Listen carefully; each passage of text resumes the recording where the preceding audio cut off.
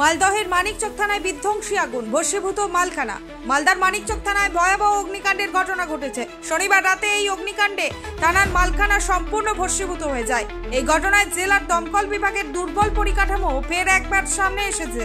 স্থানীয় সূত্রে জানা গিয়েছে, শনিবার রাতে হঠাৎ মানিকচক থানার মালখানায় আগুন দেখা যায়।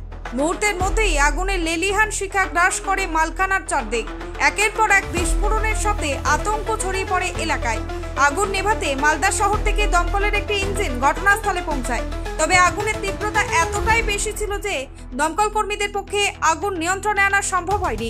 পুলিশ সূত্রে খবর, মালখানার ভেতরে 3টি গ্যাস সিলিন্ডার সহ একাধিক বিস্ফোরক দ্রব্য মজুদ ছিল। অগ্নিকাণ্ডের পর গ্যাস সিলিন্ডারগুলি উদ্ধার করা গেলেও অন্যান্য বিস্ফোরক বা গুরুত্বপূর্ণ নথি কিছুই অক্ষত নেই। আগুনে পুড়ে ছাই হয়ে গিয়েছে বহু মূল্যবান কাগজপত্র। এই ঘটনার পর জেলার সমস্ত থানাকে সতর্ক করা হয়েছে। ঠিক কিভাবে এই অগ্নিকাণ্ডের সূত্রপাত হলো তা খতিয়ে দেখছে পুলিশ। কোথায়?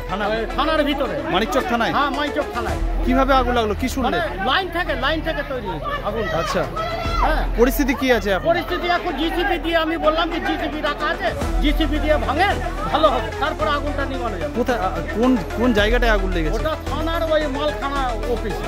মালখানা। হ্যাঁ। আওয়াজ হয়েছে কোনো ধরনের? আওয়াজ, বোমের আওয়াজ হয়েছে। কিসের আওয়াজ? আওয়াজ হয়েছে। আচ্ছা, আওয়াজ হয়েছে। হ্যাঁ, আওয়াজ হয়েছে। আপনারা আতঙ্কে আছেন যে? আমরা তো পালিয়ে আসলাম। আপনার নাম? আপনার নাম? আমার নাম সুজন। আমি এক্ষুনি উঠলাম।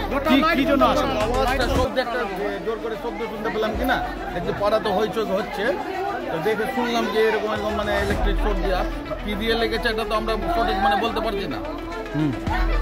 ওখানে যাইনি এখনো।